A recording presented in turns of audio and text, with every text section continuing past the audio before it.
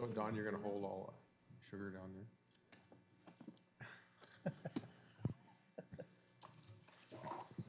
You did bring treats Here for we go. sure. Call the meeting of the Planning Commission to order tonight, Wednesday, this May 15th, 2019. Would staff please call roll? Connie Coleman-Lackady. Don Daniels. Here. James Guerrero. Here. Nancy Hudson Eccles. Present. Ryan Pearson. Here. Paul Wegman. Present. Christopher Weber. Here. You have full quorum. Great, thank you. Any changes to our agenda tonight? Yes, Mr. Chair, a suggestion to take the final draft 2020 to 2025 six-year transportation improvement program discussion up before the public hearing in number 7 of your agenda. Great, thank you. Before us, we have the minutes of April 17th, 2019. Looking for a motion. So move. Ms. Connie Coleman-Lackady. Second. A second by Mr. Guerrero. Any discussion, changes? Hearing or seeing none at this time. All those in favor by saying aye. Aye. Opposed? Hearing none, minutes passed as written. Okay, we're going to move to number 5. And tonight, at this time, we have public comment. Anyone wishing to speak on any topic is able to come on up and to the microphones, state your name and the city you reside on any topic tonight. If you are here for the public hearing on the comprehensive plan map changes, then you should wait, if you'd like to wait to the continuation of the public hearing. That way your testimony will be recorded. So if anyone would like to speak, a public comment, Mr. Glenn.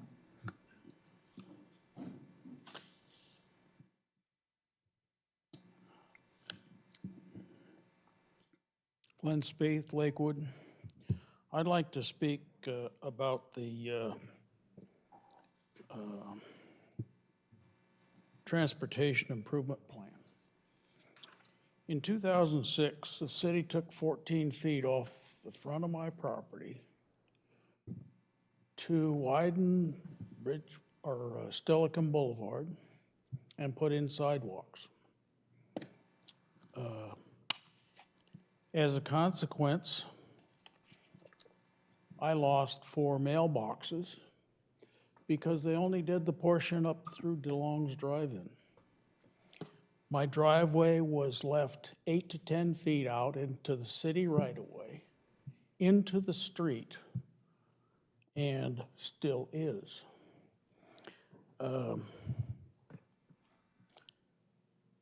After that, I put my mailbox back 8 feet into the lawn. And as a consequence of that, I've got probably 30, 40 feet of mud hole because that's where the post office has to deliver the mail, or the UPS, or the FedEx, or whatever.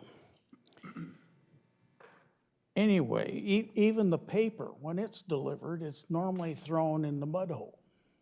And that's still continuing. People use my lawn for a turnaround to reverse their direction on Stillicum Boulevard. Into the lawn and make a U-turn. In 2006 or 7, the city had a grant to do from Bridgeport to Fairlawn to upgrade that section, sidewalks, gutter, and widening the street. And that's why they got my property. Here, I find in the current transportation improvement plan, there still is no budget out through 2025. Well, that's damn near 30 years after they took my property before even any improvement is scheduled. So, you know, I don't like to come up here and complain, but I think this is kind of ridiculous. You know, it's a fairly short section. My driveway is hanging out in the street. One of these days, my wife, who is deaf, is going to back out and miss something, and somebody's going to plow into her. Or perhaps me, although I don't like to go out that way. I usually go out nose first. But I think it's time that something needs to get back in the queue for this section. And most of Silicon Boulevard has already been through a lot of this improvement, right up to the edge of my property. Because DeLong's was done it, they didn't bother to do the other side of the street, which they were gonna widen a little bit, put in sidewalks and gutters and so forth. But I'd like to see some improvement in schedule in that area.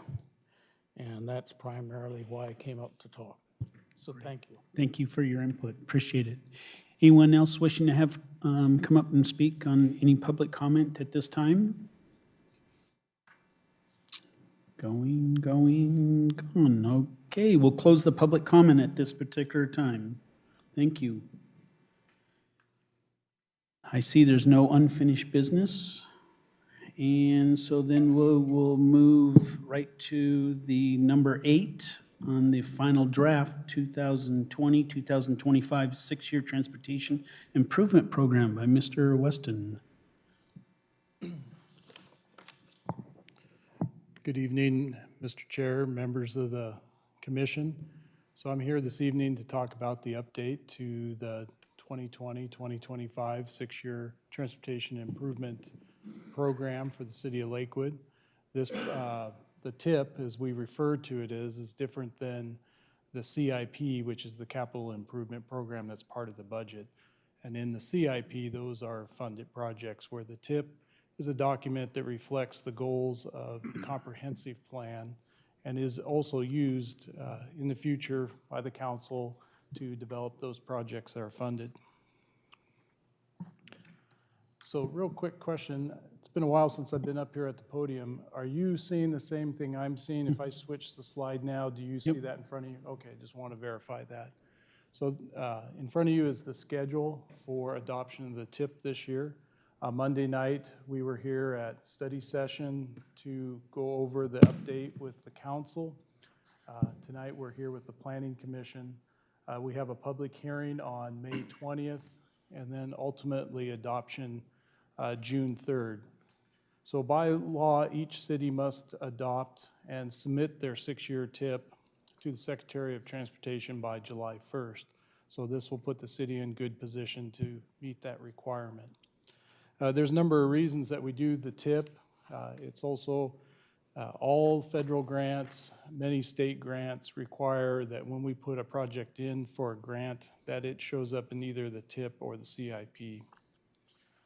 And as I mentioned earlier, it is also used in the development of the budget.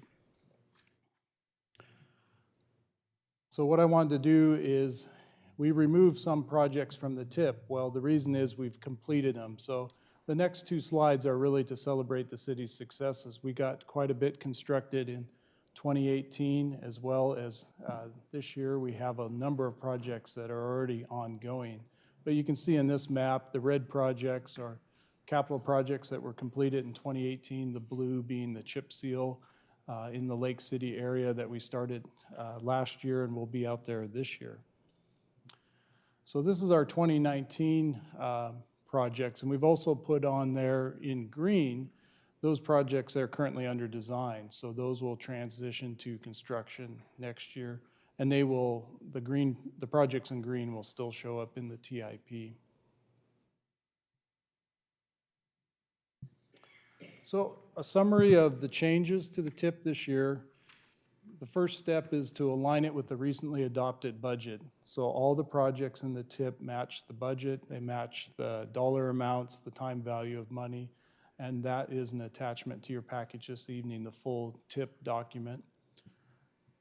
We've aligned all the numbering systems for all our projects, and any completed projects, as I mentioned earlier, have been removed And in some cases, in past years, we had a corridor as multiple projects. We've combined similar projects into one numbering instead of multiple. We're trying to simplify the tip, not make it more difficult with the same road numbered 3 or 4 different times. We've also added the downtown sub-area projects that you're very familiar with, things like the Green Street Loop and other projects that are part of that. Some of the projects that were identified in the sub-area plan were already in the tip, and so those still remain. One thing we did this year is we met with the different department heads, planning, public works, operations and maintenance, a number of different folks, and we talked to them about projects they would like to see added to the tip. And some of those are added here, and we also develop a list of projects that we will fully vet. It takes a little bit of time to scope those, come up with a cost estimate, and those are a little bit farther out, but those are something that we'll do this year and into next year ahead of the next tip. And as always, we always go over our pavement condition index numbers. We review that, look at traffic volumes, accidents, et cetera. So those are always, we keep an eye on that. So what was removed from the tip? These are the projects that, actually many of these are currently under construction. 123rd over in Springbrook, the contractor's working on that. Gravelly Lake Drive, we were out there actually last night till 5 in the morning, modifying the traffic signals, getting that ready to be striped. That striping will occur here in the next 2 weeks. Colonial Center, if you've driven by that area, you can see it's torn up and piles of rock, et cetera.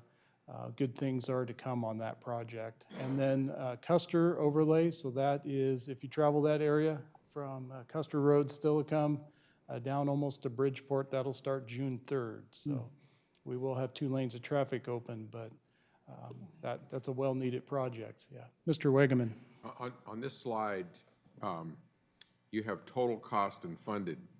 Can you help me understand what's the real number? Right. So it says total cost, and then some of them say estimated next to it. Well, I think they all do, actually.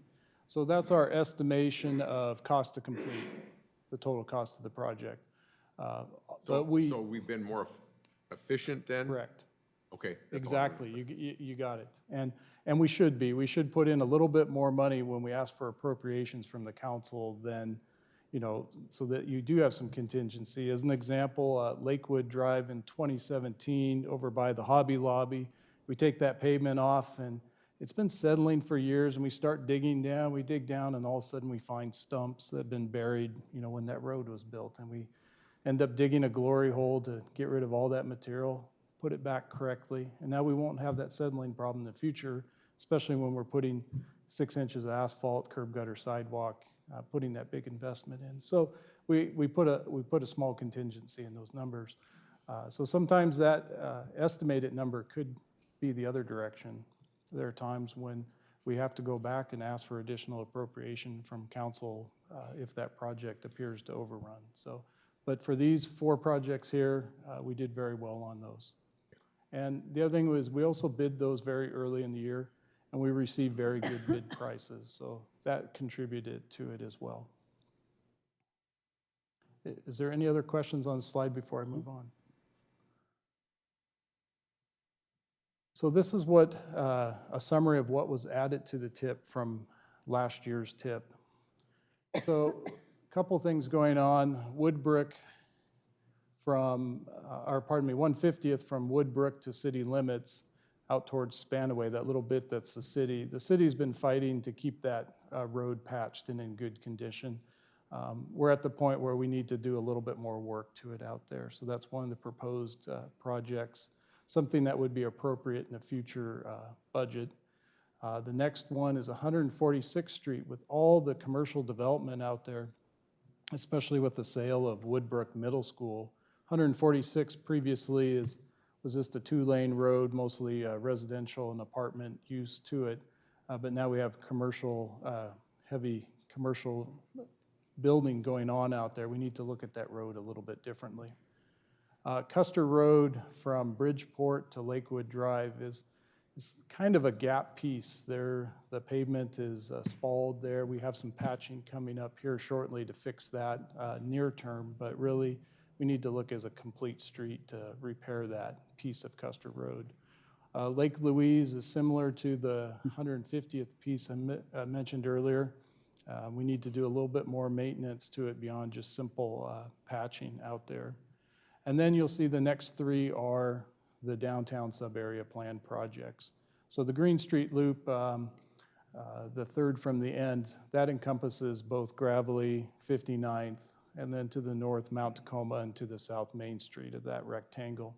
The roundabout at 59th and Town Center, and then that additional turn pocket on 100th. So those are the ones that we propose to add to the tip. So again, as I mentioned, we look at that measurable data that we can look at on our roadway network. We look at accident data, and as a bit of trivia here, the highest accident location is over there by Red Robin, Avondale, and Gravelly. We have good sight distance. There isn't any real reason for it to be the highest accident location other than just that's what happens to be. However, when we look at that in a 5-year per million vehicle, it shows up as number 17 over the last 5 years. Over the last 3 years, it moves up to, I have it here, number 3, and then this year it's number 1. So that'll be definitely a project that Public Works will request a future budget for a capital improvement project to possibly signalize that intersection. We always take a look at our traffic volumes. We measure those on an ongoing basis. We rotate through. We don't measure every site every year. We go through a rotation on that. And then the last one is all this investment the city's put into our roadway networks is really showing up. We rank very well amongst our peers. We're in the 90th percentile. And this next slide shows, if you look in the very center of it, our pavement condition index at the beginning of the year, or I should say last year, to all the work that we've done, we've gone from a 76 to a 78, and that's out of a 100 scale. So that's pretty good that we continue to move up, but it's a reflection of the investment the city has put into our roadway network. Yes, Mr. Wegeman? I want to slide back one slide Oh, definitely. and talk about the mishaps and accidents.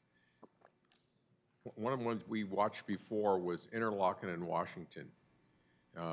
Just last month, there were 2 accidents within a day of each other. Somebody hit the bus, a public bus their car was up underneath it. And then a day later, a student from Huddleoff was hit there. Right. And, pretty severe injury. Exactly. And I looked through the tip. I could not find Interlochen in Washington anywhere on there to have anything done. I thought we had it on there at one time. So it currently is in the tip, and again, there's quite a bit in there, and it's also in the capital improvement program for the city's budget. It's project 3020135, and it's currently funded in 2021, 2022 for that Washington Gravelly and then Interlochen Gravelly, that first portion. However, the city is trying to complete the whole Washington Boulevard corridor all the way down to Edgewood. But that first 2 block maybe is not the way to describe it, but the first 2 streets there, those are in the CIP currently.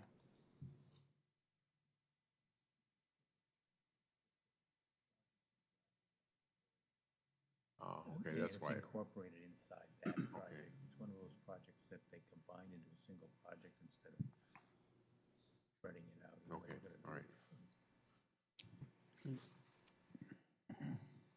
Yeah, I thought I saw it on there, the roundabout at Interlochen, I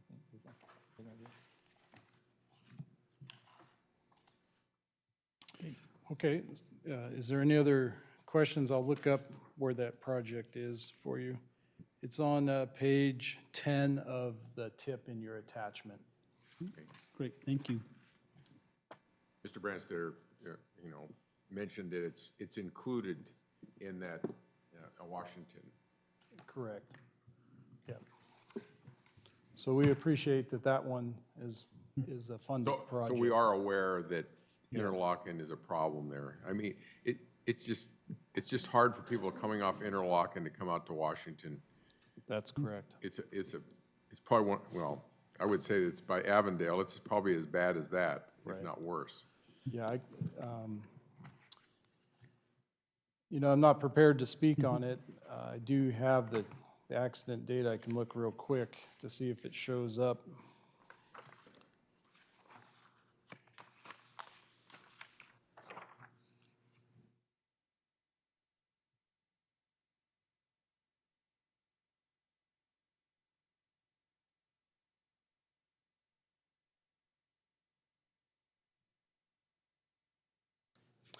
So actually, for 2018, it doesn't show up in our top 20, but we could look at that a little bit further to see where it's at. But again, we do have a lot of intersections in the city, and it is a per capita, looking at million vehicle entering way of normalizing the data. So you could have a low-volume intersection with one accident, trying to normalize that out versus having a high-volume road and having one or two accidents. That's much lower than a high volume that would have, 30 or 40 accidents. But yeah, it doesn't show up, but that, believe me, we're well aware of that location, and it is a funded project by the council. And the council's ultimate goal is to get that all the way to Edgewood, Great. out to North Fork. So I think that's all I have for you this evening. Here's an example of a project we finished late in 2018, Lakewood Drive, looking north between Fleck Creek and Custer Road. But I'll be happy to entertain any other questions you may have. Any more questions for Mr. Ott? Yeah, Mr. Guerrero. Yeah, probably before your time, but are you aware of the history of Silicon Boulevard that was mentioned earlier? So you're talking about Silicon Boulevard from Bridgeport Way to Fairlawn? Yes. So you're correct. That was before my time. I have limited knowledge of that, but I was trying to remember as Mr. Spieth was speaking, I think the city had design funds for that, but we would have to go back and look. And those design funds were returned for some reason, and I don't know that history. That happened about the time I started with the city in 2007.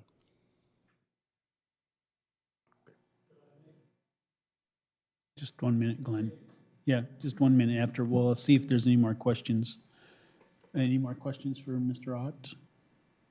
No? Thank you so much, Mr. Ott. Appreciate Okay, it. thank you. Glenn?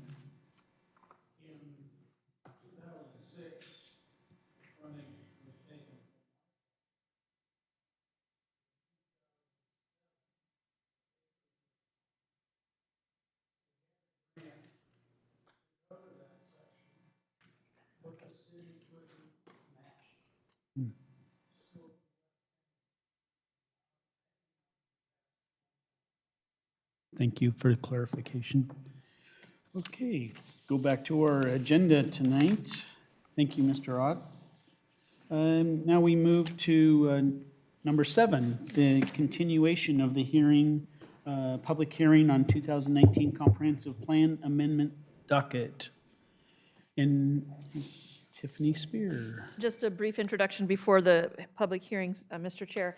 You have a second staff report that was provided to you separately from the first, and that relates specifically to some changes that were recommended by the city's legal department to the amendment titled 2019-08, or numbered 08.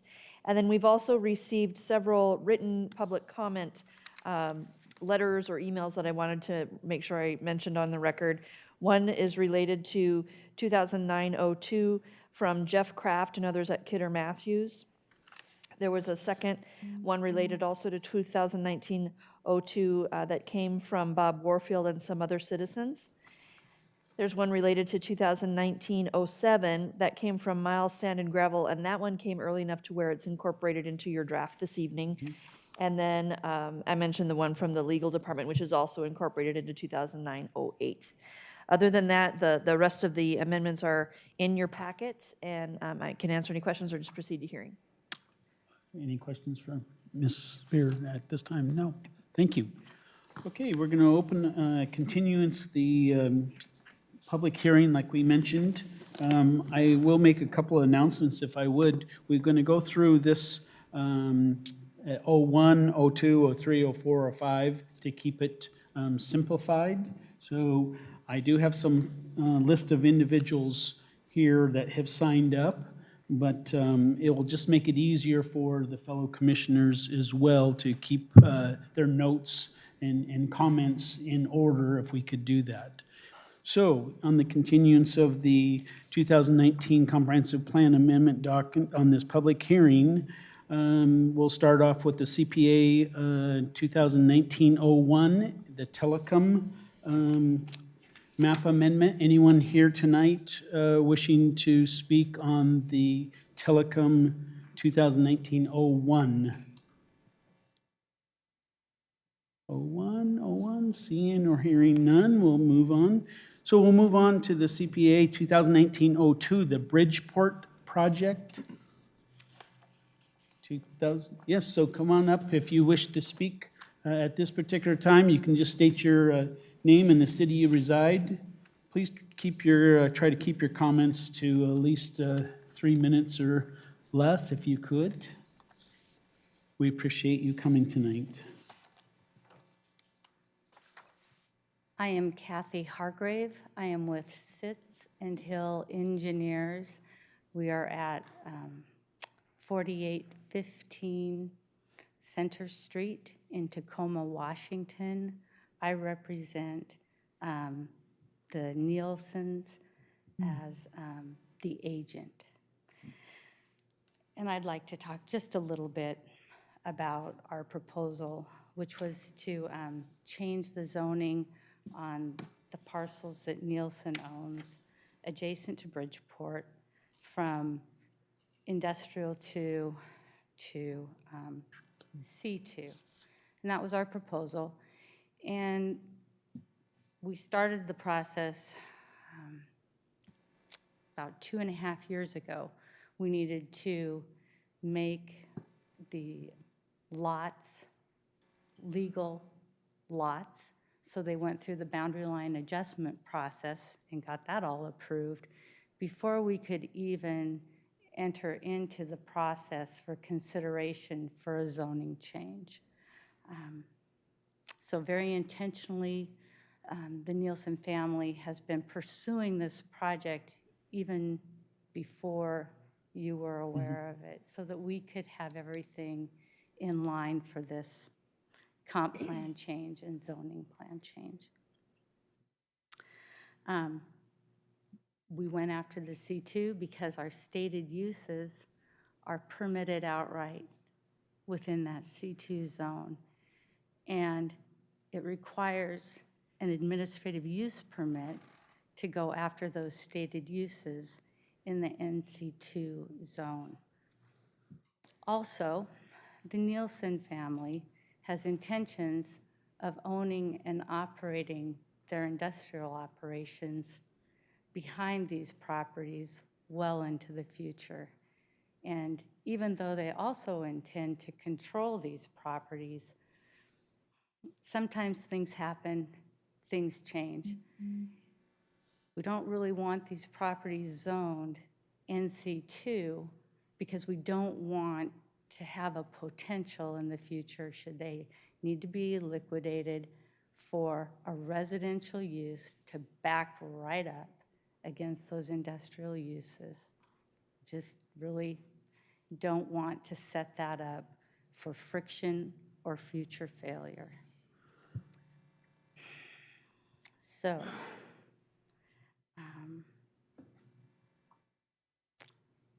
I think staff would encourage us to have faith that what our stated uses are can be accommodated within their proposed zoning. I would ask you to have faith that my client will use the property in accordance with their stated uses in the C2 zone. Thank you very much. Hey, thank you for your comments. Appreciate it. Okay, anyone else wishing to speak? Yes, on the 2019-02 Bridgeport project. MAP amendments. Good evening. I'm Kramer Foster from Faircrest, Washington. I'm with Kidder Matthews, along with Jeff Kraft. We represent the Nielsen family with regard to their real estate, and we've been tasked with identifying potential suitors for the Bridgeport property. And we have been working on the project for roughly about 2.5 years in conjunction with Kathy and her group. And majority of the interest that we've gotten from the private sector as we've taken the property out to market, and I tried to identify potential suitors for which we believe is a higher and best use, has been from a majority of national tenants that do not conform to obviously the current I-2 zoning. Majority of those are quick-serve drive-through restaurants, as well as gas station convenience stores. And in our opinion, the rezone to those uses from an I-2 to a C2 zone where it's permitted outright would be a much more higher and best use for the property, as well as it would be a much better tax base as opposed to the current use, which is the I-2 for the city in terms of tax revenue, potential sales tax revenue. The I-2, to mention, is also not as easy on the eyes in its current condition. We feel that an outdoor storage lot in terms of the city, especially kind of at the gates of the city there along Bridgeport, is most likely not what a lot of people would like to see. And the services that would be provided from a quick-serve restaurant, convenience store, gas station in that neighborhood, we feel would greatly benefit the community. Thus why we would ask for your approval in the C2 zoning change. We also feel that NC2 is not a significant upgrade, if an upgrade at all, and the Nielsen family feels and has asked us to convey that if the zone change from I2 to C2 is not approved, then they will remove their submission for the zoning change and keep it I2, as they feel that the profit generators and the interest from tenants and suitors is better in the I2 as opposed to the NC2. So appreciate your time. Thank you. Thank you for your comments. Appreciate it. Anyone else wishing to speak on the 2019-02 Bridgeport?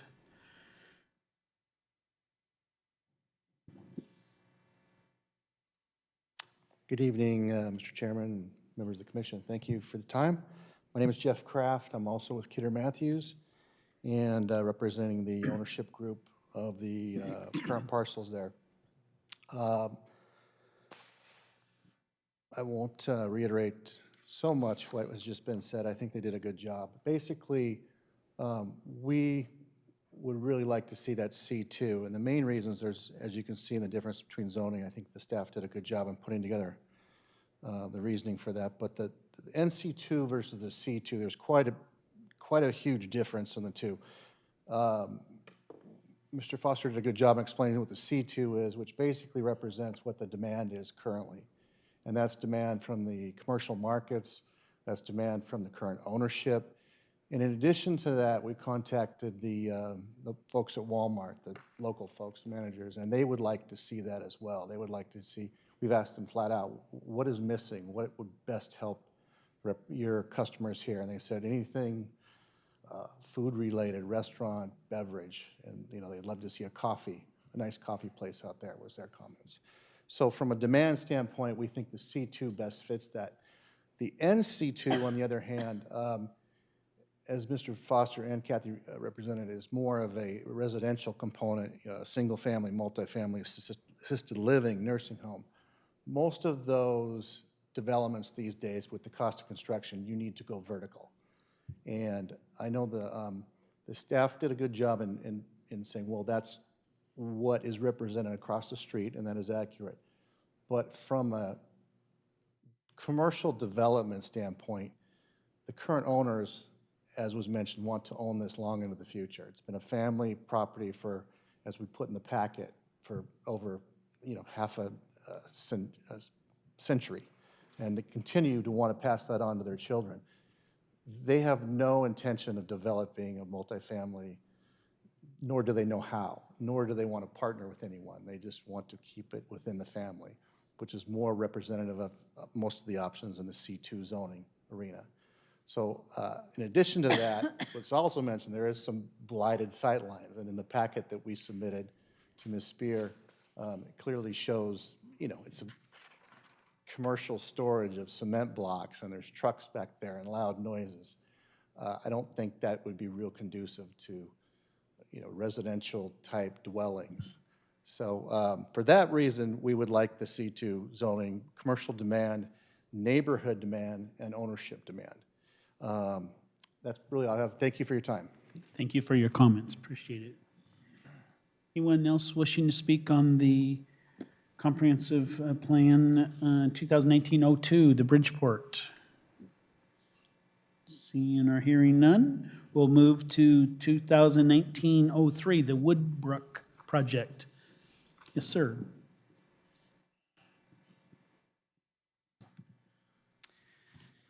Yes, thank you. For the record, my name is Wayne Carlson with AHBL, and we are representing the Clover Park School District in this application for a comprehensive plan amendment and concomitant zone change. So I wanted to begin by thanking you as a Planning Commission for the hard work you do. I'm on the Planning Commission Federal Way for the last 13 years, so I kind of know the sacrifices that you do and appreciate that. The staff report, I think, speaks for itself, especially with respect to this particular site, which is currently zoned institutional, public institutional, and the fact that land use goal 32.4 in consultation with the Clover Park School District, state education officials, and the City of Lakewood facility plan to close and demolish Woodbrook Middle School. And so the idea of a public institution for this site, I think it makes much more sense for the request for a land use map amendment to industrial, as well as, again, the concomitant zoning change to industrial business park. Anyway, we appreciate all the hard work staff has done, concur with staff's opinion and findings on this, and urge your support of the request. Thank you, appreciate your comments. Anyone else wishing to speak on the 2019-03? Okay, we can, move to,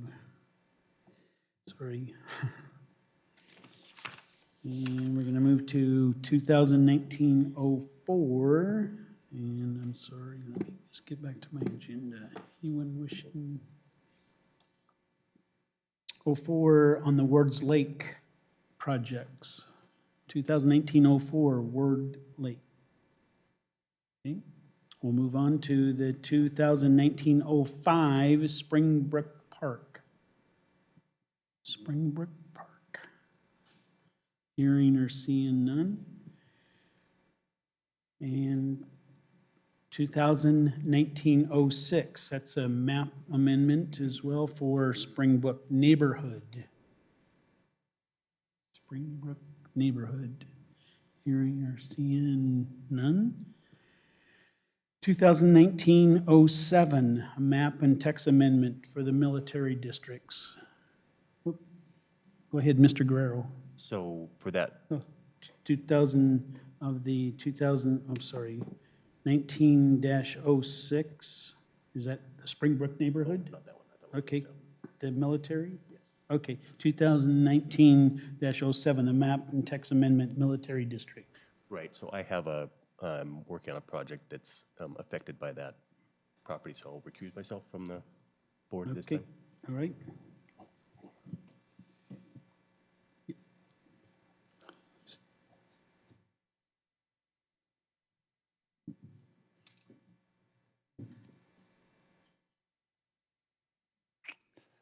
I'm Bill Adamson. I'm the director of the South Sound Military Communities Partnership. I'm going to use the acronym SSMCP, so I don't have to say that so many times.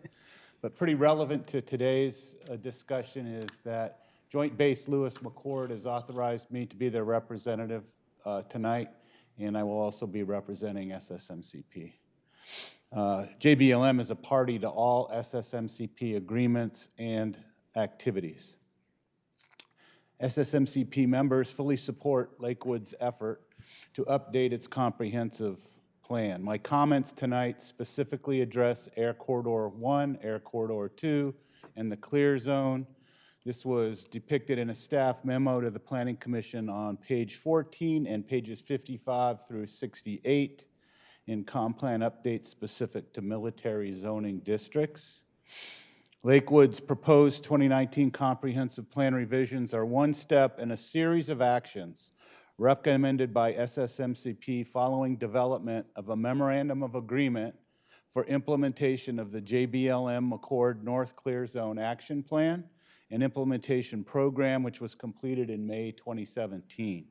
The City Council of Lakewood passed a resolution, 2017-09, as part of this agreement. The plan sets forth a phased strategy consisting of 6 actions designed to be carried out in a specific sequence in order to resolve encroachment in the clear zone. Step 1 of this plan requires the City of Lakewood to make changes to its municipal code and administrative processes to increase consistency of zoning regulations with federal safety guidelines, tightening non-conforming use standards, placing conditions on business licenses to enforce employee density standards, place limitations on public infrastructure expansion, and make boundary line adjustments. As part of this work, the city reviews its comprehensive plan to ensure the changes to code and processes are consistent. These changes to the comp plan reflect Lakewood's commitment to make accommodations to improve public safety and reduce operational flight risks during military operations central to JBLM's mission. And just as an aside, in my professional opinion, and I was in the military for over 30 years, the potential risk to life and property from hazards associated with military aircraft operations necessitate stricter land use controls. Thank you. Thank you for your comments. Appreciate it. Anyone else wishing to speak on the 2019-07 military districts? Hearing or seeing none, we have some text amendments. 2019-08, essential public facilities and public institutional district. These are all text amendments. 2019-09, economic development element. Again, text amendments. And the last one is 2019-10, multifamily open space, text amendments. Hearing or seeing no one at this time, I'll ask one more time if anyone would like to speak on any of the ones that we went through systematically. If you had any additional comments or concerns. Hearing or seeing none at this time, we can close the public hearing of the 2019 comp plan amendment docket that was presented to us. We'll close it at this time. Thank you. Okay, Mr. Buer, you have a... There are some items that I would like to bring to the Commission's attention on regarding some of the testimony, and also to provide the Commission as well as the audience with some history on some of these proposals. The first I would like to bring up is the Comprehensive Plan Amendment -02, which is the Bridgeport Way proposal submitted by Nielsen Pacific. First off, let me say that the zoning and land use designations in this area are a bit unusual. And the reason is this goes back to the day in which Walmart proposed development in the city of Lakewood, which was a hotly contested item at the time that took 4 years to go through the permitting process because of all the litigation. And as a part of that, we established a certain type of zoning, and I brought the zoning maps here. Walmart has its own separate zoning district for its use. And at the time, there were some residual parcels that were left over that belonged to Nielsen Pacific. They were currently industrial, so at the time it was decided to leave them as industrial because any further discussion on further retail development in that neighborhood would probably create more friction. And I'm being totally honest here as I speak on this. The other comments that one of the presenters made would suggest that they've had to take a long time to get to this point. And that's true. They did file for the boundary line adjustment. And they weren't allowed to submit for a comprehensive plan amendment or anything of that nature in 2018 because the city decided that we were going to focus on the sub-area plan. So yes, it's reasonable for them to come in 2019 and speak to the commission and the council about this.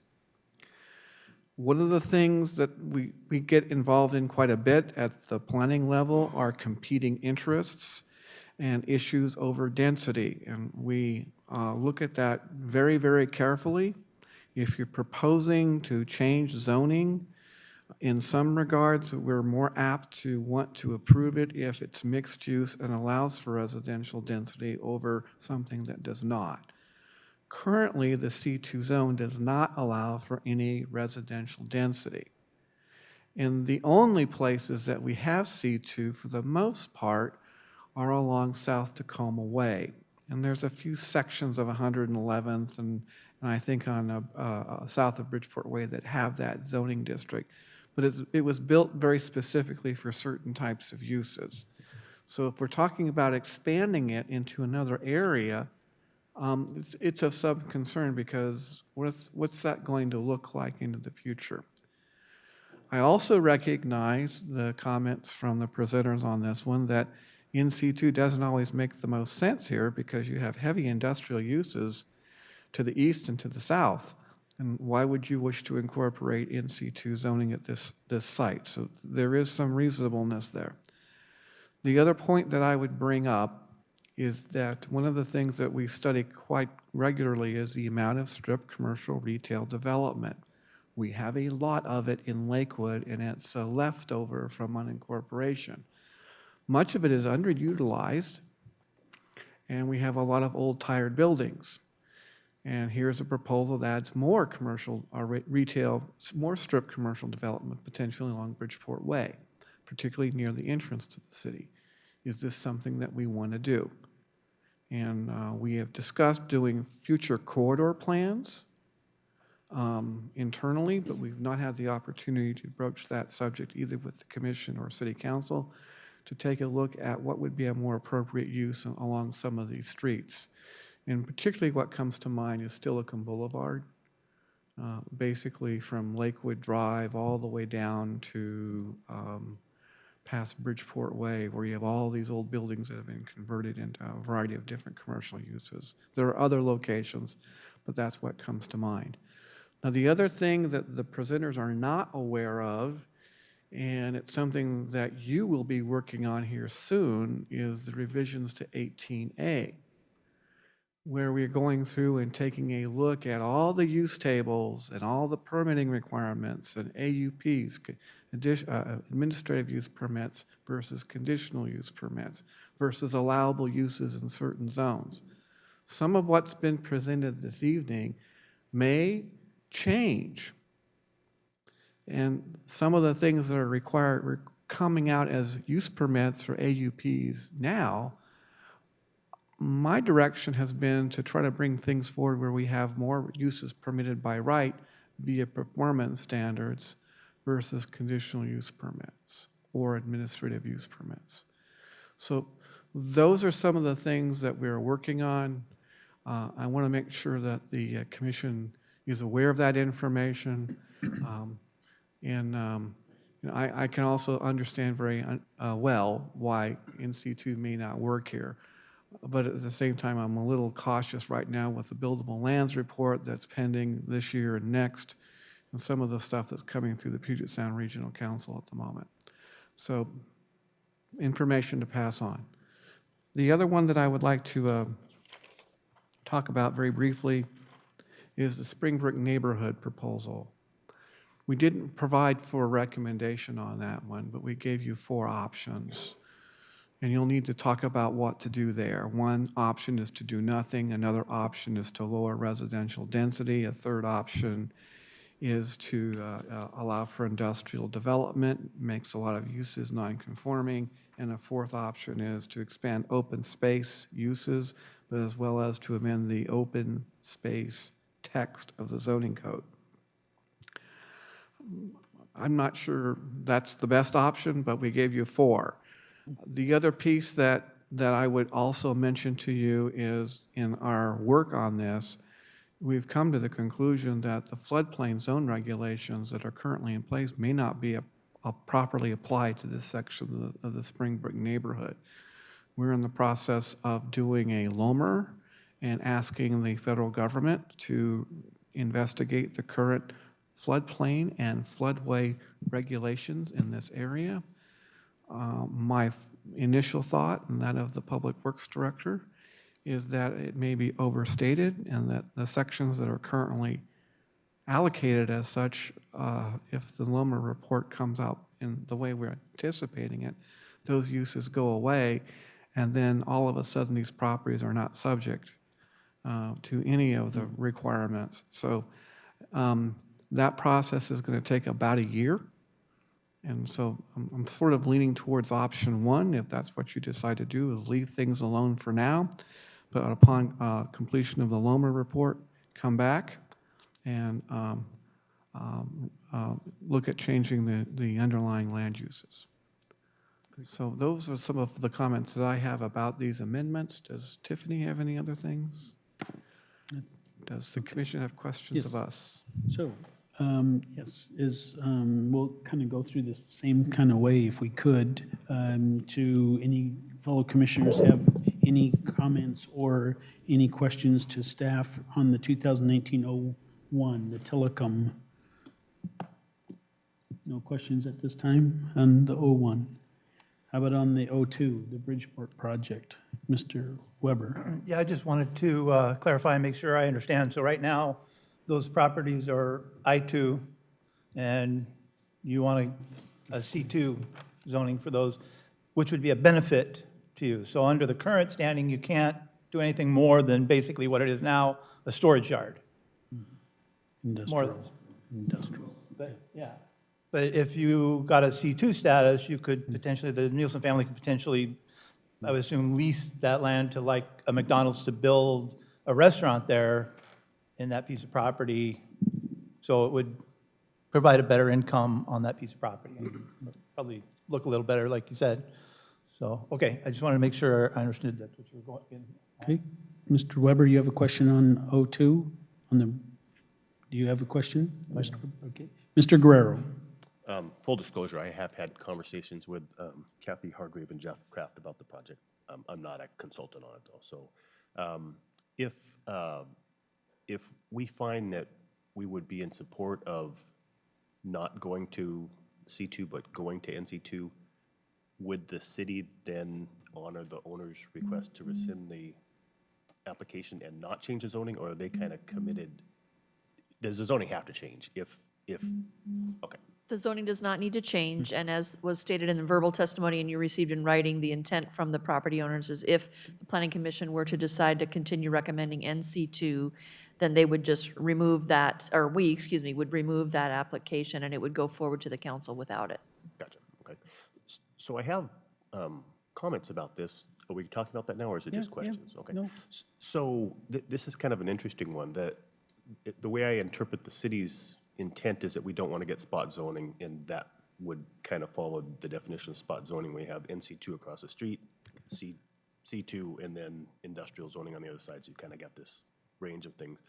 Although the idea that we have the industrial right next to our major thoroughfare, I personally don't like so much. I like the idea of a buffer, and there is some, I think there's validity to say it's probably not the best spot to put residential. So although we're kind of stuck with cars, right? And that's really what they're proposing there. That is probably a good site for it because there's not, everything behind it is kind of industrial or kind of no man's land. And so it makes sense that it might be a car-oriented business. The C2 does allow that. And so in my mind, I'm thinking that makes sense to me as far as being the right zone. I understand that the NC2 would allow car-related uses, but with an administrative use permit. And that's from an owner standpoint, that's a gamble, right? If you change the zoning and they bring in a development that has that, they're not guaranteed to get it. And so there's a bit of process and there's a lot of money that goes into that. So my own personal feeling is I think the C2 zone might be the right option. Great. Any other comments regarding to the O2? Okay. Mr. Buer. You mentioned the term spot zoning. My understanding of spot zoning and under Washington law is if you're proposing a comprehensive plan amendment along with a zoning change amendment, you provide for the proper findings. It's not necessarily spot zoning. I just have a comment. Yes.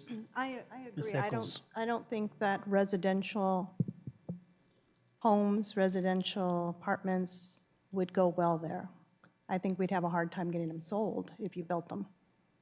People aren't going to want industrial in their back and all the cars zooming by. So I think that the C2 would be a good choice. Mr. Chair? Yes. Just for everyone's clarification, on pages 23 and 24 of your packet, it lists all the uses that are allowed at right in both zones. So the conversation has been around residential or not, and that's certainly a clear difference between the two zones, but there's a number of other uses allowed in both zones. Right. Great. Okay, we'll move to, Ms. Connie. I just have a question is, and I agree with the last two comments, so if that was something that we wanted to move towards, would we do our resolution minus 2019-02 and do it separately, or would it still be part of the packet, but it'd be changed to, instead of NC2 to C2? There would need to be an amendment to the resolution that would say rather than NC2 on those two parcels, that they would be C2. So that would need to be proactive action by the Planning Commission. Mr. Buer. You also have to decide whether or not you wish to make a decision this evening. You're not being compelled to make a decision on comprehensive plan amendments. If you want to spend some more time on this, if you want to see a more formal resolution to be brought forward, that's fine. We can talk about that later. Okay. Thank you. I just wanted clarification. And if I could, Mr. Buer, so the 2019-02, the application has been submitted for zoning change to C2. Regardless of what the staff recommendations are, that's basically what would vote on. Basically, our recommendation is what the applicant has submitted to change the zoning to C2. If I'm not correct, that's what we would be saying. We recommend, yes, approval or denial, and then we would make that recommendation of changing that zoning other than what they've submitted to us tonight. If you look at section 1 of the draft resolution, which is before you in hard copy, section 1 on the back side, it says amendments to the comprehensive plan and regulations as contained in the staff report. And so what the staff report is recommending is the NC2. Okay. So if the Planning I see. Commission wants to change to C2, they would need to make that amendment to the resolution. Okay, thank you so much for the clarification. Okay, moving to any other questions? 2019-03, Woodbrook project? Can I go back to Yes, that? okay, go Ms. So Eccles. on the, if you did the NC2, they could still have the possibility of building a McDonald's with special permission? Is that what I'm hearing? Correct. But they're not guaranteed that they could do that. So they could be out money, like you were saying. It's a gamble. Correct. If I could add to that, however, even if it was permitted by right, the city of Lakewood has very restrictive requirements when it comes to fast food restaurants with drive-throughs. There's still a requirement through the site development process for traffic and engineering reports. The problem doesn't go away, and the city still has the authority to say no in the event that it cannot be sufficiently mitigated. And this goes back to the fact that that road's moving 30,000 cars a day. It'd be very difficult to make left-hand turning movements. So you'd want to design the internal parking and driveways as such that takes you to the existing. But would the C2 allow like a walk-in Starbucks, a walk-in little boutique, a walk-in cheese and wine? Yes, anything Yes. that you see along South Tacoma Way currently is Okay. C2 from basically 512 all the way to the city's city And would the limits. NC2 also allow that, or would that also be special permission? In C2 allows it, but I wouldn't.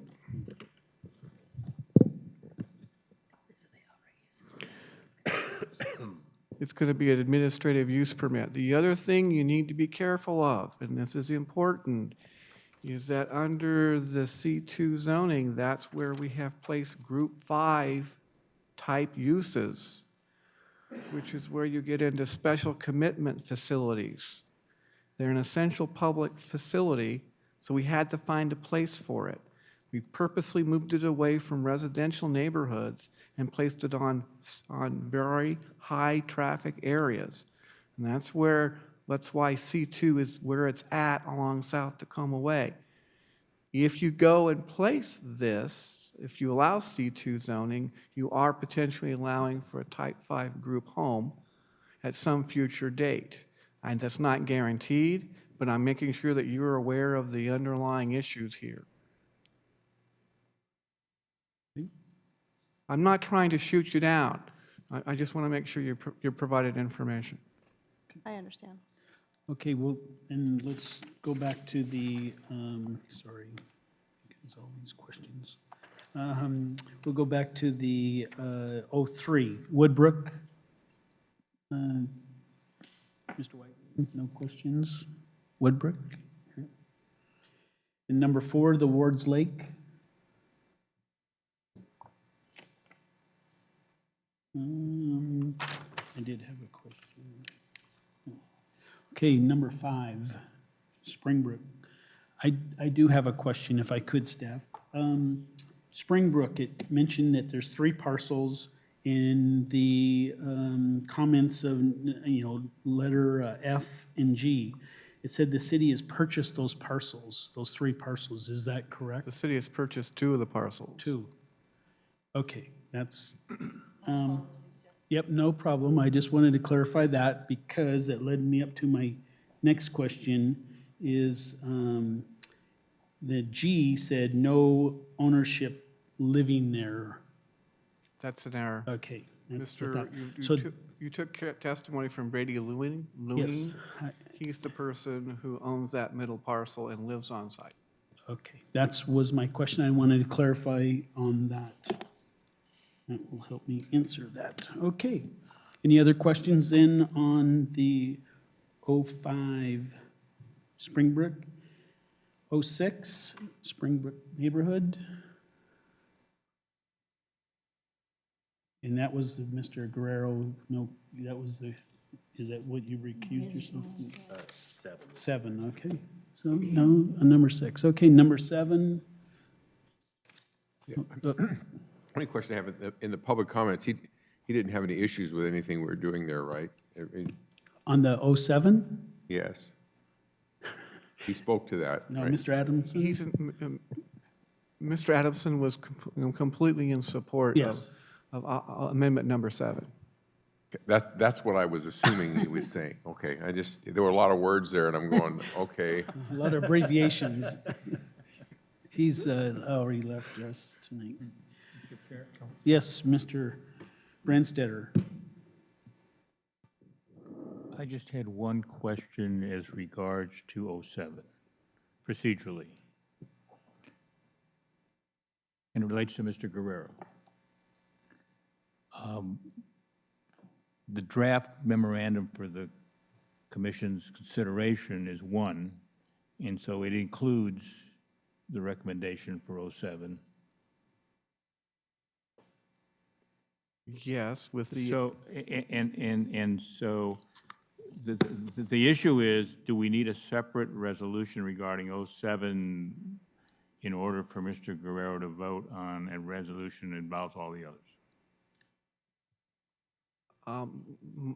My view of this is, given the makeup of some of the comments, Mr. Guerrero's comments, I feel more compelled, I'm more comfortable with bringing this back at your next meeting on June the 4th and giving you, there is no meeting on June? Why is that? We get a vacation, a paid vacation.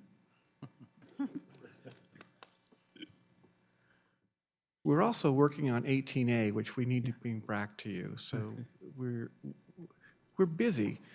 So we would bring this back to you on the second meeting in June.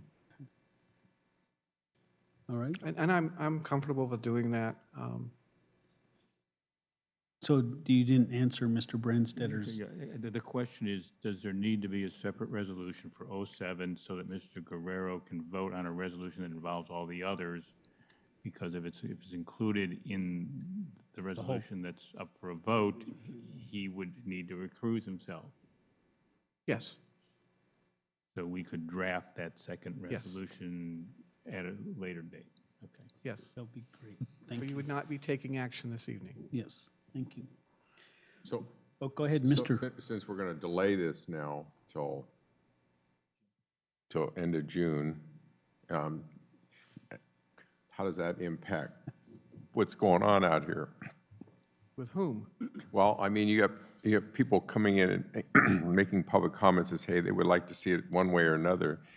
I mean, I guess I always get frustrated when government just delays things. And are we just being part of a bureaucracy that's causing problems in our community, or are we, you know, I know we have to have certain rules and we try to get things down a certain way because we like to see our community with some kind of vision. So I appreciate all that, but all of a sudden now we start doing these things and we're going, darn. Yes, oh, Tiffany. Sorry, an alternate way to handle this would be to take a brief break and we could draft a second resolution for you for this evening, if you do want to proceed tonight. So that's just a choice for you. If you wanted to take a break for your Give us meeting an to do that, opportunity to put something together and bring it back. if you wanted to do that. If that's other commissioners, if they, you know, I haven't went through the whole list yet. The rest of them are, you know, definitely going to be text amendments, but I want to make sure the fellow commissioners have ample amount of time. They've read the, you know, information, they've just heard the testimony, so if some of the commissioners don't feel like they want to vote tonight, we can do it June, or if they want to vote tonight, if you think you've had enough information. So we've heard from Mr. Wegman's comments, and I agree with some of them, and I wouldn't want to delay either, but I also want to make the right decision of the recommendation. But the Woodruff one becomes a school district issue, so I definitely don't want to see that one delayed. Ms. Connie. Well, I agree with some of the comments you just made, but I think it's not, delaying something doesn't mean that we're putting things on hold and we're not going to do anything with it. It's making sure that we do the right thing and have the right product at the end of the day. And I think if we have another look at, based on the conversations we've had here tonight from Mr. Bureau and Ms. Spires, then we have a really good piece of information that might incorporate all of what we've heard tonight and all of what we've asked questions about. I don't think it's delaying and holding back and being government ease or whatever you think it is. And if I could just make a comment is, even if we made a decision, a recommendation to the council tonight, the council isn't going to get this thing until several weeks down the road before it comes before them. Is that not correct? Couple, I mean, it could be. If the planning commission were to take action tonight, The city council would have its first study session on this in June, on June 10th. But if the council, I'm sorry, the commission went later in June, then everything would just move down the So calendar. it's a week. It'll be basically, it could be a week. If the So it could planning be commission June didn't 3rd take for action us. until June Yeah. 17th, then we would be moving The everything next later on study the session. calendar as well. So that's what I was just trying to get at, Mr. Wagaman, is that they're not going to look at the thing until June 10th would be the earliest. If we delayed and the other commissioners want some additional time, it would just be 2 week at the most difference, so. Yeah. Yeah, if it starts impacting I what we're trying to do here, understand. that's all I'm saying. I appreciate your comments, and I understand. I kind of agreeing with some of the other comments that if the staff would take all of our questions, the comments, some of those, and put them all into, and from the hearing, and put into a draft resolution that's pretty clean, it's a lot easier to digest and make those recommendations on my end. But Mr. Buer. The only other thing that I would say is I would ask that the council, excuse me, the commission take the time on comprehensive plan amendments. Yeah. Because if something is procedurally incorrect, you have to go back and do it all over. Yeah. And so I would like to make sure that our resolutions are accurate and represent your recommendations. And there's some of those comments that we made tonight, some changes that, I addressed and many of you have addressed on specific amendments, especially, to related to these. So I would feel more comfortable myself, but there again, it's your forum, fellow commissioners, so I just get the privilege of making a fool out of myself up here. So we'll move on, though, because we do have just a couple others. Yes, Mr. Buer. We're looking at schedules.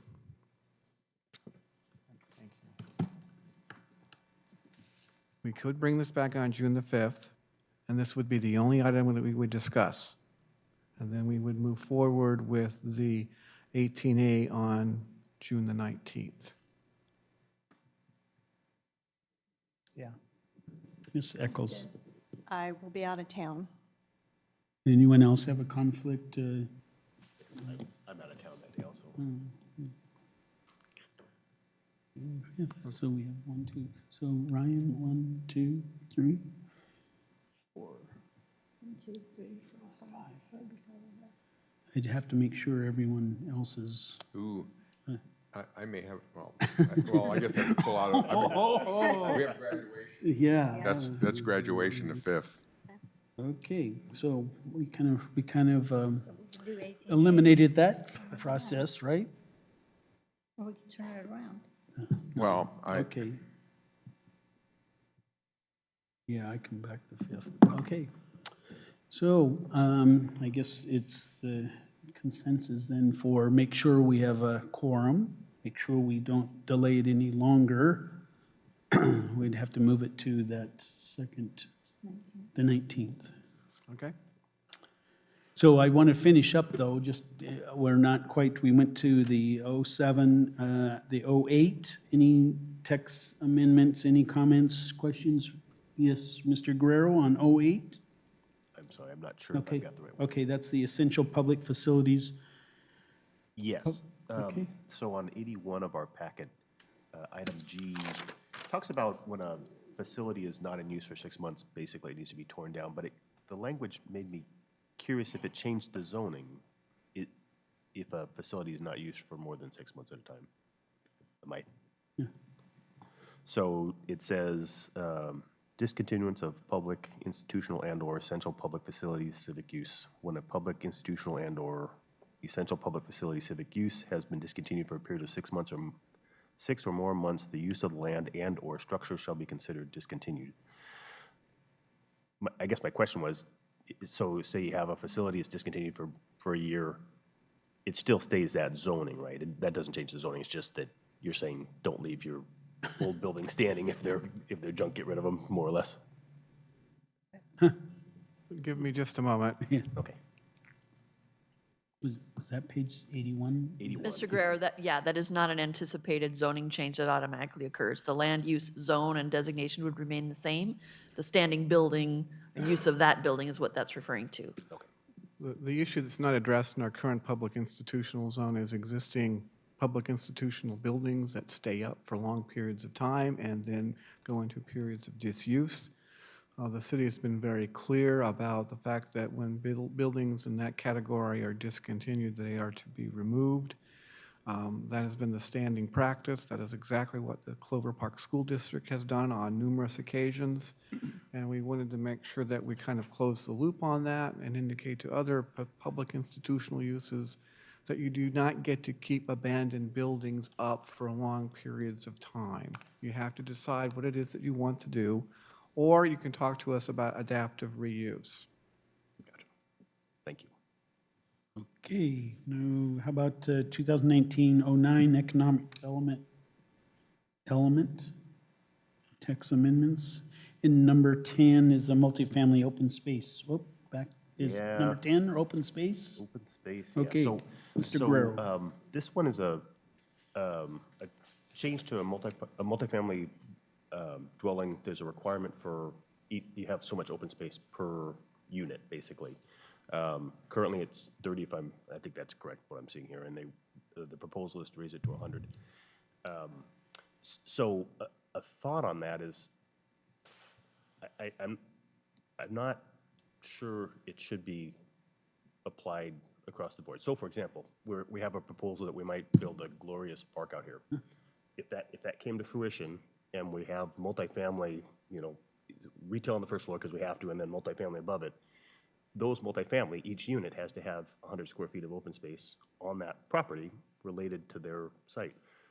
That actually is almost detrimental to the idea of going 6 stories of residential. Where does that open space occur? It could possibly occur on the roof, but maybe not. Maybe there's not enough room on the roof, and that actually changes the equation. Just an example, and I do have some multifamily projects I'm working on in the city, and it could have, so that was one example. Another is you have a small multifamily, so a 12-unit apartment. The way this is written, that would require 1,200 square feet of open space for that apartment. But if you read further down, it also has a linear dimension of no less than 50 feet. If you take the minimum dimension, then it would be 50 by 50 or 2,500 square feet. But a 12-unit apartment should only require 1,200 square feet. Well, at a minimum, you've doubled the amount of open space you need for a small multifamily. And so I'm a little uncomfortable saying this is a good idea across the board. In concept, having more open space, I think we all think, well, that's great. But I'm not sure that this is kind of written in a way that addresses all the conditions we might see. This amendment came about as a request of Councilmember Boki. That was approved as a part of the number of amendments for the city's consideration for 2019. It does say 100 square feet. The other part of the ordinance, if you read the entire code, under this particular section, it does give the community development director discretion to move the numbers around. So you still have to provide for the 100 square feet, but you can do it in a number of different alternatives. I'm not sure that addresses your question, but. Well, and that helps. Does the community development director also have the ability to change the 50 foot, the linear 50 feet? Because, so for example, say your building only has a 40-foot bay, you couldn't possibly have 50 feet of space on it. Yeah. It does give the I don't know. Okay. I was kind of shaking my head, but I want to go back and take a look at the code. I trust the community development director to do the right thing. Well, I don't trust him at all. You're expecting the community development director to use calculus. Yeah. That is. So I have a concern with Yes, that. I okay. just want to make the commissioners aware of what that does in kind of a real sense, because I deal with those things. Mr. Buer, How what- far should they be away? Mr. Go Pardon me. ahead. Sorry. No, go ahead, Mr. Wegman, then. Well, so if I'm not opposed to the way the current code is written, but if we as a city think it should be increased, I'm okay with that in concept. I'm a little concerned that the the distance this went. It more than tripled the square footage per unit, and it changed the minimum dimension from 20 feet to 50 feet. So if you think of just trying to lay out a plan, what happens with me, of course, I'm an architect, I'm doing these layouts all the time. We have this balance of parking and building that we're trying to fit on a site, and now I've got this box that comes out of somewhere, and it's a 50 feet by 50 feet. It's actually kind of a big box. And so how do I fit that in? Well, if we just had the 100 feet issue and not the 50 feet issue, I could maybe say it's 25 by 100, and I've got the same square footage. You know, it gives me more flexibility. So just a thought. And maybe 50 by 50 is what we need for a kid to make a fast circle or whatever it is. But you know, I'm just explaining the challenge I have when I'm designing. And if it's written like this, I go to staff and they say, this is what we got. Here's what you designed. And then there is a process to get it to the community development director, but it's cumbersome. I mean, if you had something that was within, you know, a quarter mile of that space where you could walk to it, and you know, people can contribute to making a park bigger some other place, you know. We talked about some of that in the downtown plan, I believe. Yes, we did. Is it, I don't remember if it's codified, that you could basically buy some of your park space? You could do that under the current downtown sub-area plan, yes. Was included. Okay. That does help for the one scenario of being close to a park. The other one about, say, a small development, it doesn't help as much on. So just my comments. Also doesn't help places other than downtown. Yeah. Right. Okay. Any other comments on the 2019 comp plan amendments that we had presented before us? Mr. Chair? Yes. Could I ask the Planning Commission to give me some idea of where it's headed with the Springbrook neighborhood amendment? Springbrook neighborhood, that's in number 6. Of the 4 options. So since I'll go first, since I have it written down here, I would support the option number 1 myself. Yep. So I see Ms. Conning, Ryan, Mrs. Eccles. See what they are. Okay. Yep. Option 1 is do nothing. To do nothing is number 1. Back to it. Okay? Oh, okay, yeah. So that's, So when we bring back a resolution, that will be the recommendation that the commission will say. We'll add a few things that pending further review and the promulgation of a LOMR application.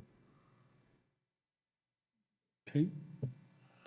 All right, any other questions then wrapping it up on the map amendments and comprehensive plan amendments? Thank you, staff, and thank you all commissioners for the, all the comments and questions. We'll move on. Mr. Buer? Just one last clarification. The amendments come back to the Planning Commission the second meeting in June. Excuse me, the first meeting in June, provided that we have a quorum. Right.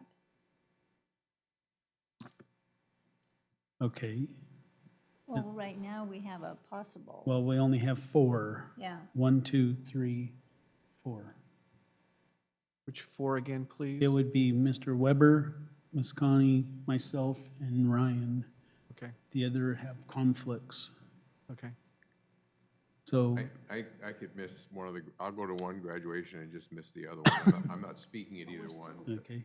But still, if those 4, you could put it on the agenda, June 5th, and Okay, so just, I have to keep bugging you on this, and I'm sorry. If Mr. Guerrero is not going to be here, is there then a need for a second resolution?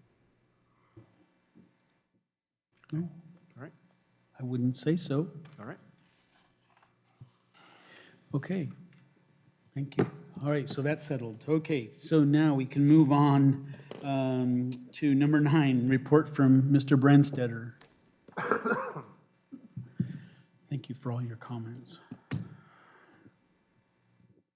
Thank you, Mr. Chair. And of course, I missed your previous meeting because I was with a delegation that visited their sister city in Gimhae. So I, have read the things over there, but so I'm not quite sure what all got reported to you at that time. But I think that the several things that I would report to you that the council has done is that we have still not acted on the sign code. That taking the recommendation that you forwarded to us, the council made some requests about modifying it from that recommendation. And the topics of discussion were generally in 4 areas, although not specifically. One had to do with feather banners, okay? One had to do with were there some places and some particular types of right-of-way of where we would want to have no temporary signs at all. A third was some continuing discussions with some representatives from the real estate industry with respect to continued suggestions that they had about being able to do that. And then there were some discussions about how does the sign code and the guidance that we have relate to the state constitutional provisions regarding political speech.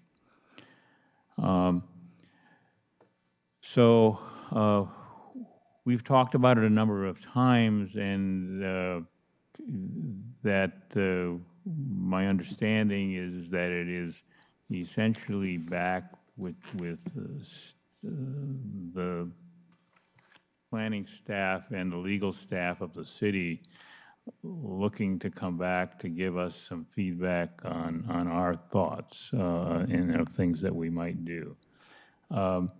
So we haven't acted upon that yet. We have good intentions, but we're doing that, and we've had discussions, we've had no votes. So it's just that the general consensus was enough council members had something they wanted to try to see tweaked that we never voted, and we voted to continue it twice now, and it's will be in June before it comes back to us. That the city has made some good progress on launching, as Mr. Ott spoke to you, a construction projects and plans for this year, and it has been awarding the relevant contracts to be able to go through and do it. I think we're not going to tear things up as badly as last year. We're going to wait another year before we do that, but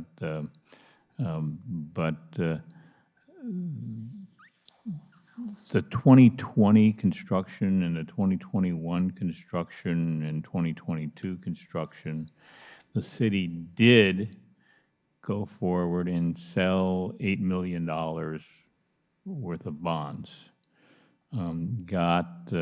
Was able to sell them at an interest rate of 2.6%.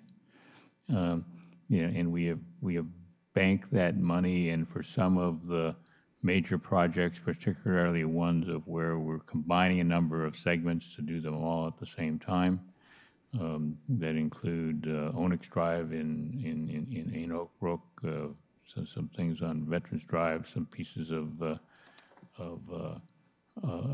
another section of Gravelly Lake Drive from Washington going on. And excuse me.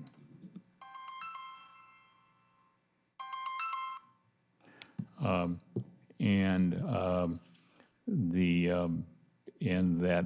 those bonds, in fact, will cover, as was discussed earlier, work that involves the Interlochen, Washington fix, which is in design right now, is scheduled to be a roundabout, so everybody approaching that intersection will go to the right, no matter where you're trying to get to be able to go and do that. And I have to say that the city's financial staff, okay, and all the city departments, in adhering to some really solid conservative fiscal policies, allowed the bond rating of the city to be improved to AA, that made it a feasible option to sell some bonds and move some of these projects, go forward, and even though we're going to absorb a $500,000 a year of debt payment for 20 years. That's more than improved by the fact of the really good interest rate that we have, and that we'll be able to go through and do that, and how we're looking to do that. But subject to that, I'm willing to answer any questions about what the council is up to, or that you want me to take back to the council to bring back to you next time. I don't think at this time, just to clarify, do we have a commissioners and a council joint meeting, and that date is? It is Tuesday, May 28th, so it's the day after Memorial Day. Okay, that's why, so those questions, maybe we can ask at that time of all of the council. Okay, no other questions. All right, staff, any communication reports, additional? Just to remind the planning commissioners that on Friday, it is Volunteer Appreciation Breakfast Day. Yes. And I will be speaking. Oh. And I have some choice remarks to make about volunteers. So if you can be there, we would greatly appreciate it. That's at the Rotunda. That's at the Clover Park Technical College Rotunda, yes. Great. Sorry, go ahead. Go ahead. Oh, you go ahead. Okay, I was just going to point out again a couple of dates then into the next few months. So again, May 28th, which is a Tuesday, would be the joint City Council Planning Commission study session, and that begins at 7 p.m. And then the following Wednesday would be June 5th, and that's the meeting now to look at action for the Comprehensive Plan Amendment docket. 2 weeks after that, June 19th, would be 18A. There is currently no meeting scheduled for July 3rd. I think that's self-explanatory. So after June 19th, the next meeting to follow would be July 17th. And at that point, at this time, is scheduled the public hearing on 18A, but we'll just see if that holds. May just be a regular meeting. That's all the reports from staff. Any other reports from fellow commissioners? Mr. Buer? I would just remind, too, the people in the audience, particularly from the batch or the brick-making plant, excuse me, that there are other changes to 18A that they should be paying attention to on behalf of their clients. As far as what's allowed and not allowed in appropriate zoning districts, the intent is to kind of clean it up and make it easier to read. But there are other changes citywide being proposed in the construct of the new 18A. Okay. Hearing or seeing no other comments from fellow commissioners, we'll call the meeting adjourned.